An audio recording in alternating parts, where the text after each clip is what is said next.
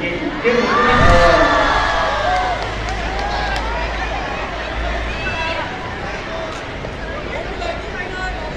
Cái này nhá, đấy, khi nhảy xuống thì đấy, cái kẹo xuống, đấy bà phải cân chỉnh lại, thì khi nhảy trên cái xô dịch.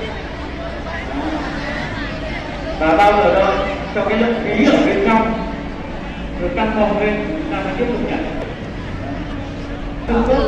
Đây này chờ này lâu lắm, này cứu hộ này đầy đứa chết ngạt rồi.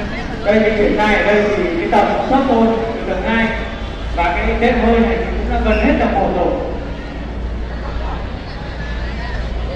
Rồi đấy.